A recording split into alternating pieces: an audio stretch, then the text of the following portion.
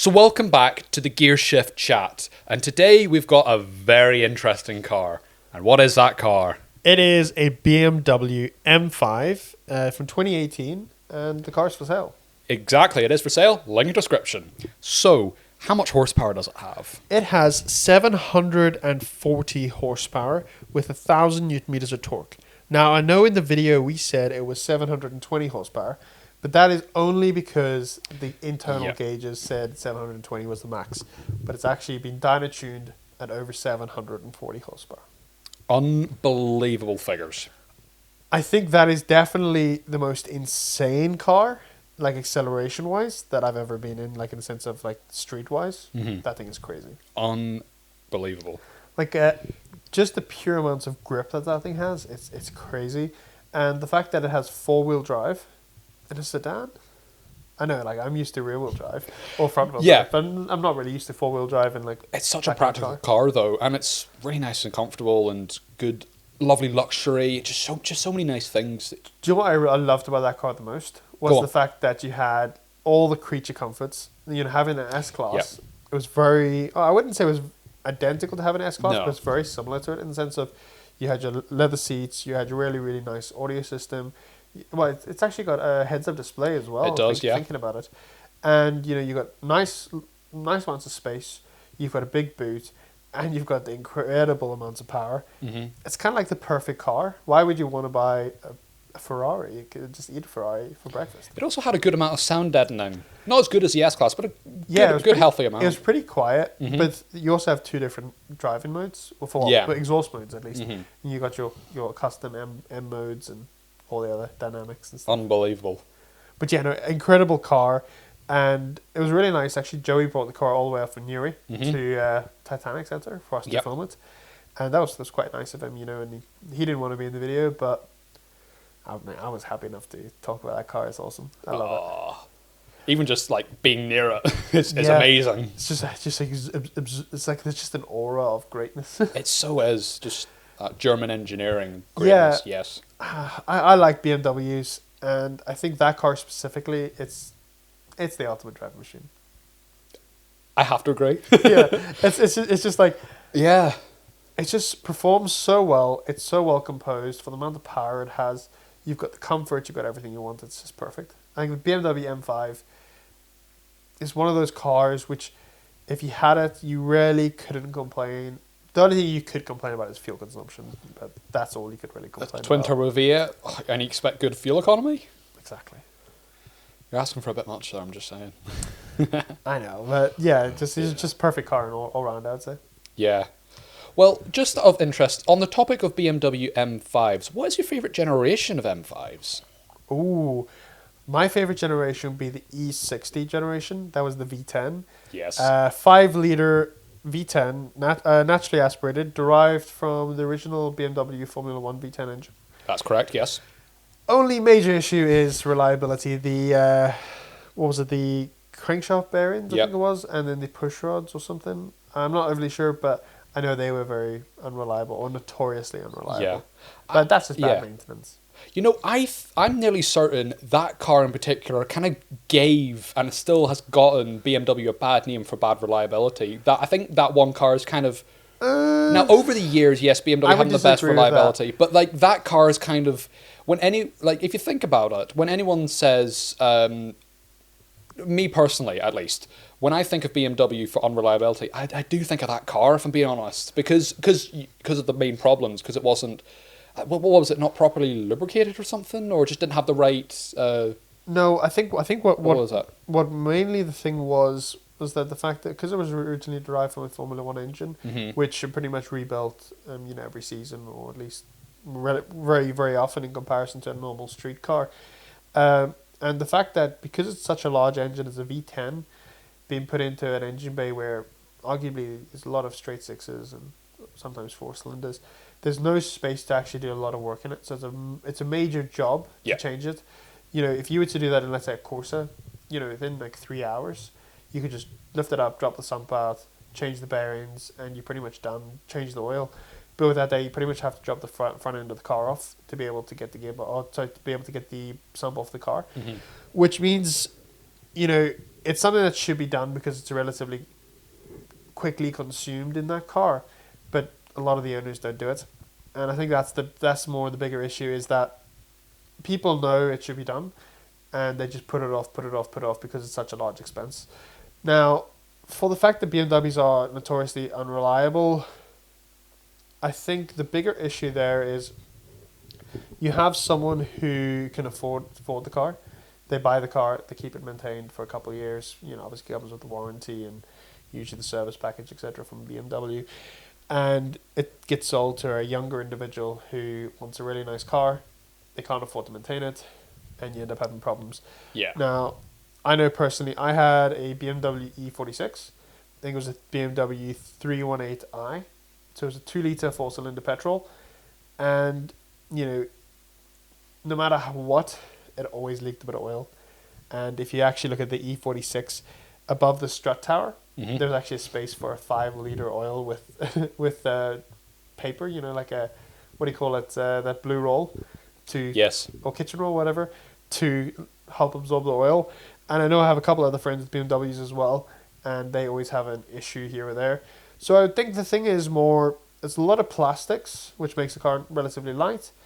But obviously plastics and time and heat cycling engines, you end up getting cracks and you end up getting vacuum leaks and, seals and stuff. So I wouldn't necessarily say BMWs are notoriously unreliable from new, but as they age, if they don't get the preventative maintenance and parts replaced as they should be, they're just not as reliable as a car that can take more brutal, lack of service in, like a Toyota, or previously, like we spoke about, it Isuzu pickup truck.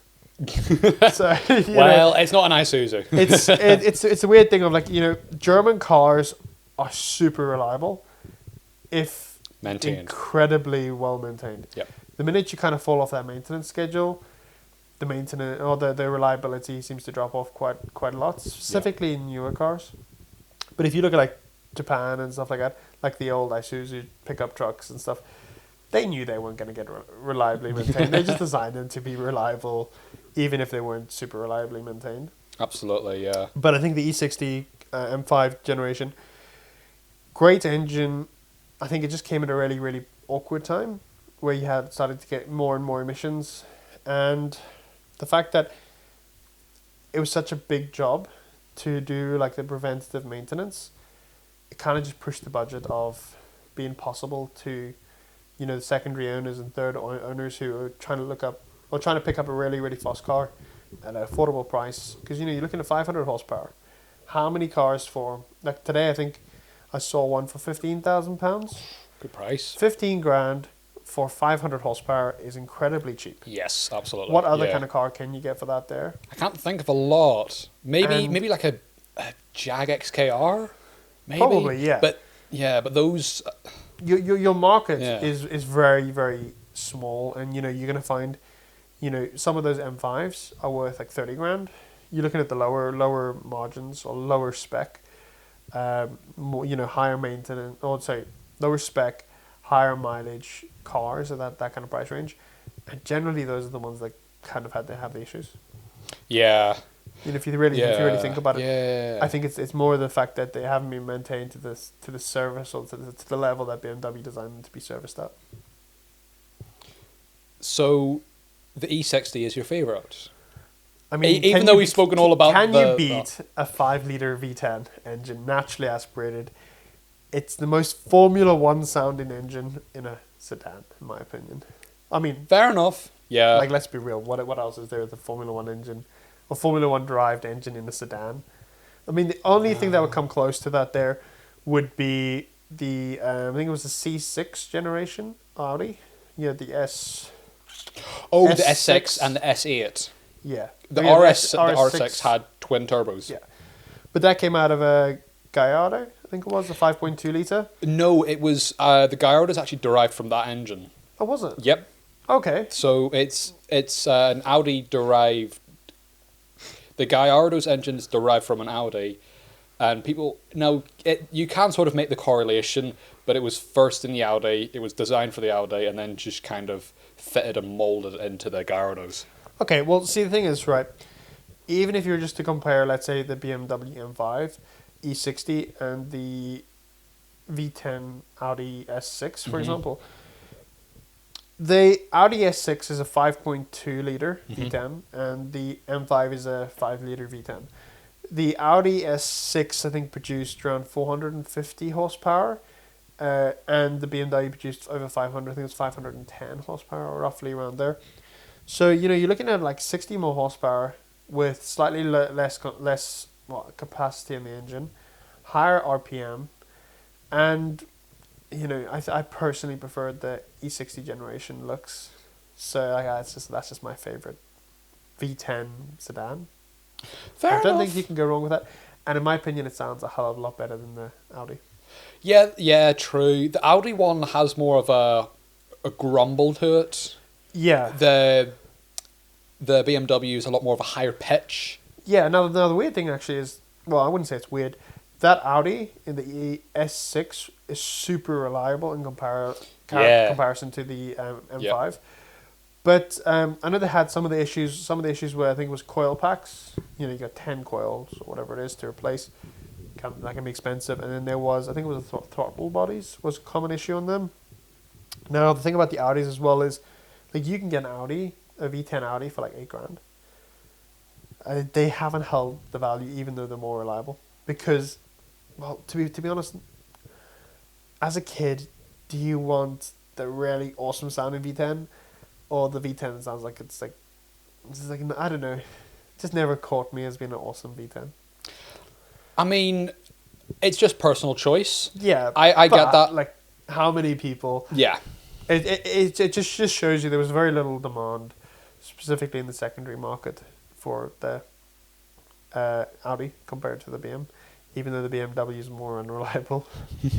So it's one of those ones where it kind of goes both ways. Do you make a car so awesome, even though it's unreliable, people still want it? Or do you make it really nice and reliable, not as great, and less people that like it or want it? It's a bit more understated, the Yeah. S6. Yeah, and it's a bit slower as well. You got 4-wheel drive, which arguably is better, but Automatic gearbox, you can't actually... I don't think you can get the S6 in a manual.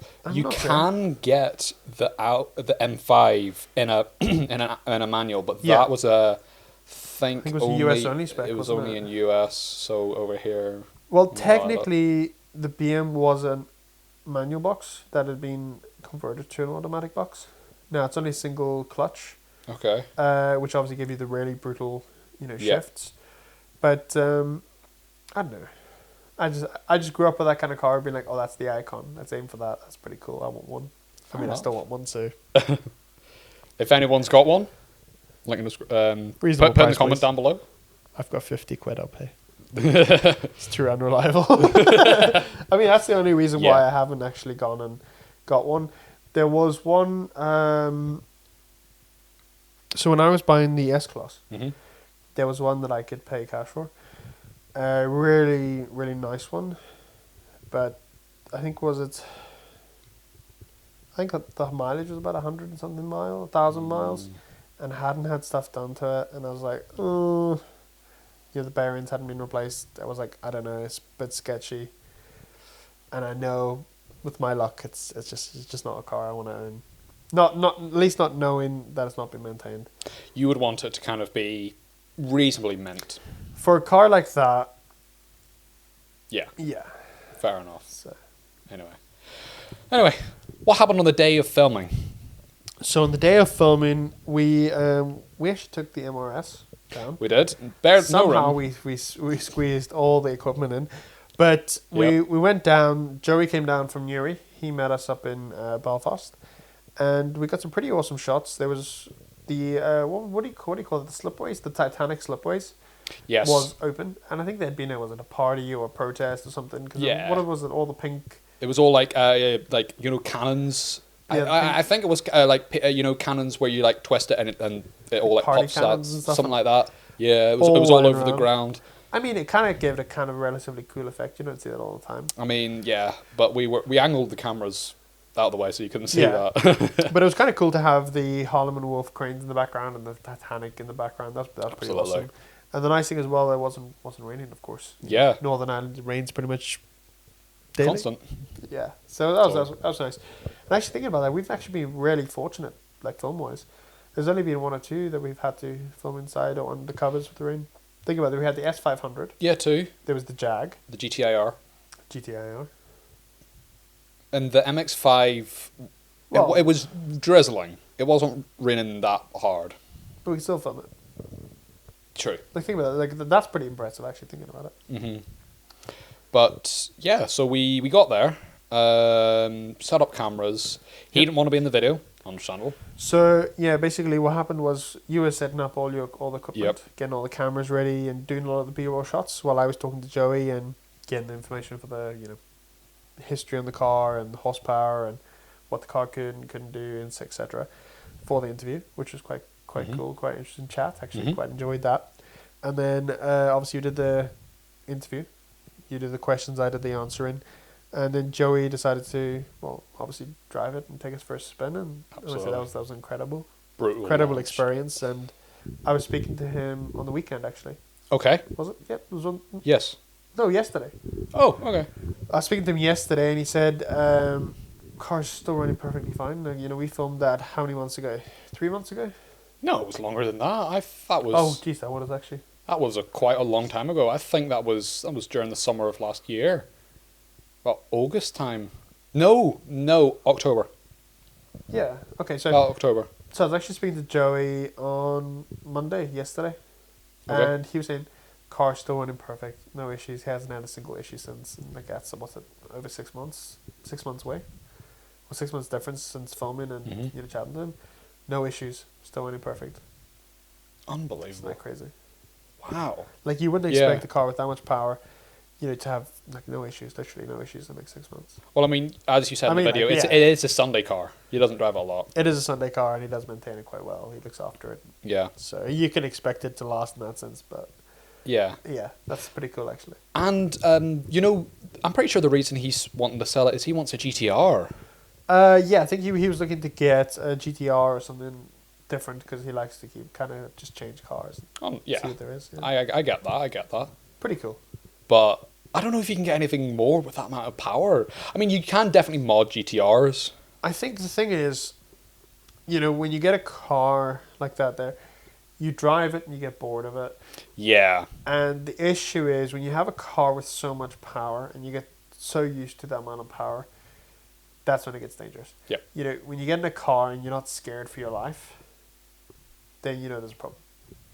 And I think with a car like that there, he doesn't drive it every day. He only drives it so on. And, it is a 2018 car. It's a new car. Well, a relatively new car. And the issue is, when you buy a new car, there's always going to be depreciation. Mm-hmm. And unfortunately, those cars are still going to be depreciating down and down and down and down and down. And probably in the next 10 years, you can probably buy one for like 10 grand. There's going to be a drop off. But, I think what he's planning to do is he's trying to get something new, and he's trying to get something, different, and try and experience different cars. And, if he wants a GTR, maybe he's wanted a GTR for his entire life. And, how I would love a GTR. That'd be brilliant, yeah. I've driven in some GTRs. They're insanely quick. They're great cars. And I would say, why the hell not? Absolutely. If you can get a GTR, get a GTR. If you can get a BMW M5 with 740 horsepower, there's one for sale. But, yeah, no, I think definitely, if he wants a GTR, like, that'd be fantastic. And, welcome on the channel anytime. So, Absolutely. But, yeah. But yeah, do remember, link in description if you do want. Yeah. BMW M5. Fantastic car. Don't forget. You should click on the link by We're now. just remind you. Have you clicked on the link yet? No promotions. Anyway.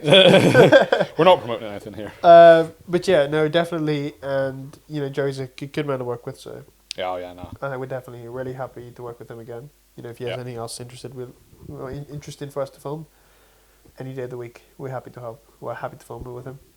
Yeah, that was such a fun video to film. Yeah, he's a really good driver as well. Yeah, he is. Yeah, because I think he had broken his finger or a hand or something. Yeah. So he's actually driving with one hand and a cast on. I mean, like your brother says in the Jag video, he sure it's an automatic, so you can drive with one hand. I think you can. That's the thing. Like, you know, like even in my E-Class, there's no cup holders. So if you go to Starbucks, you drive in one-handed. Benefit is obviously automatic, so you can have one hand on the steering wheel at all times. But no, it's great. I love all the features in the car. The heads-up display, the little twirly. Yeah, that was really cool, fun. actually. Carbon fiber roof. Yes, help reduce the weight at the top, bring it down a little bit lower. Carbon ceramic brakes. Yes. Really wide induction tires. kits. Yeah, really wide tires as well. Yes. And I think the four-wheel drive already makes that car, because if you go to the previous generation of that, was the F10? I think it was. I think it was the F10 generation. Yep. You had a very similar engine, you had the 4.4 V8 twin turbo. But the problem is, a lot of the time, is you didn't have the traction. And, you know, in the Northern Ireland, you know, it's different to being in like somewhere like Dubai or Texas or in America, where you have, you know, lack of rain. It's nice and warm. You know, the roads, you know, can give you a lot more grip than what, you know, a moist, damp, cold road will give you. Yeah. So I think the four-wheel drive makes the car fantastic in the UK, because you can put a lot of the power down where you couldn't do that with just the previous generation. So I think the step up from an F10 to, I think it's the F90 generation, BMW is extraordinary. You know, if you were going to go for there is physically no way you could get a F10 BMW M5 to accelerate as quick as you could get that 2018 one, just purely because you couldn't be able to put the power on the road. And that's the thing, like, you know, my dad always used to say you can have as much power as you want, but how much power can you put on the road? And, you know, someone with 100 horsepower less than you could actually be quicker than you, because they can actually put the power on the road. So it's not necessarily about how much power you have. You know, there's a lot more that goes into it. It's how much power do you have? How much power can you put on the road? How much weight do you have? You know, when you start looking at all these different factors, they have massive impact. And I think that's what BMW got perfectly right with that car, was the fact that you have really, really good launch control. You've got four-wheel drive. You can change from 50/50 all the way to full rear-wheel drive. You've got incredible amounts of power, torque, good gearing. It's kind of the perfect car. And, you know, as a relatively controversial man said, it's pretty much a supercar killer. You know, yes. For the price of for the price of it, and for the price of modifications, that car will pretty much beat anything on the road. That's why they call it the M5, the Supercar killer. Slayer, yeah. Supercar Slayer, absolutely. Yeah. And, you know, weirdly, it has a torque converter as the gearbox. That's one thing that I was super, super surprised about. I know. Was the fact that it changes so incredibly quick. Yep. It feels like a dual clutch. And, like, you know, I drive torque converter, you know, automatics all the time. And they usually, you know, you drive and you hit shift. Okay, I'll shift now. You know, it gives it a second or so. But, you know, that car there, press the button, it's changed. Exactly. It's I was shocked by that thing not being a double clutch, a dual clutch. It was so quick and so incredibly fast. I think they partially went for the torque converter to handle the power. Yeah, so, well, torque converters, if you look, you know, if a car is designed to hold the power, you can pretty much design it with whatever if you want dual clutch, you want single clutch, you want torque converter. As long as it's designed to hold the power, it'll hold the power. But I think the dual clutch, they're more expensive. They have more issues in the sense of when something breaks, it's a lot more expensive, you know, than a torque converter gearbox. But, you know, at the end of the day, I'm super, super impressed with what BMW did with that car. It's incredible power, incredible, you know, reliability from what Joey's been telling me. And, you know, I don't honestly think there's really any other cars that I would even think would come into a relatively similar category. The only other thing I could think of would be possibly an RS6 or an E63S. But, you know, realistically, what's really the difference between those cars? In the grand scheme of it, you've got the Merc's, a big V8, the Merc's a big V8, but that's rear-wheel drive, isn't it? Four-wheel drive. You can, okay. Yeah. So you can get them so the thing is, like, really, if you look at those three cars, right, what's the real difference between them? V8s, yeah? Four-wheel drive, yeah? Turbos, saloons. There's really, it's German? pretty much the exact same car, besides, you know, obviously styling and, you know, obviously the main bits about it. But the thing is, like, the formula of the cars are pretty much identical. There's not really anything else that you would get that would be really similar to it. Besides that. Funny. If you really think about it, it's like German, different badge, similar kind of engine horsepowers, similar kind of power distribution, similar kind of designs. Mm-hmm. There's not really much else you would get. Right. So what's the next car that we're going to be speaking about?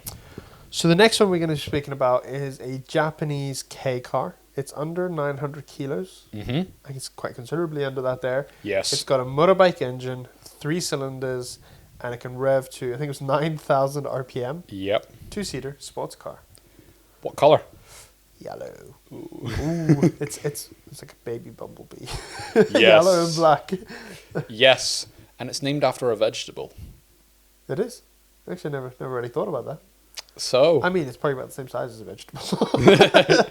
Well, did you know that K car is actually the most spacious K car they ever made? They made it on purpose to make it. Well, they tried their best to make it the biggest on the inside. Oh, jeez. I don't think I can honestly fit into a smaller, into a different K car then, because that is a really tight squeeze. And I think a lot of Japanese people are a lot shorter and smaller than I'm 6'2", and I don't think. Well, I mean, I can fit in it fine. You're 6 foot though. Well, I am 6'2" with shoes on, but I mean, I'm 6'4" with shoes on then. But I think also I'm a lot. I like McDonald's. Okay.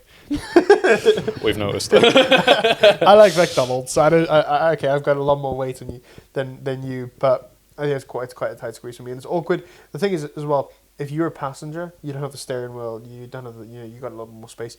You the driver. Well, you've actually, got to try to do it a bit. They made it slightly bigger on the driver's side. Did they? Yeah. To make it fit. Oh, no way. So it is actually slightly bigger on the driver's side. But so you got to move a lot more. Yeah. But it is bigger. Yeah, it is genuinely bigger. I didn't realize that. But it's mid-engine as well. Did we mention that? Dunno. Rear-wheel drive. Yep. Oh. Anyway, guess you'll have to catch that in the next episode of the Gear Shift Chat. On Friday. So, thank you so much for watching, everyone. Make sure to like and subscribe, and we'll see you in the next one. Good night! And thanks again, Joey. Thanks again, Joey. Cars for sale. Link in the description.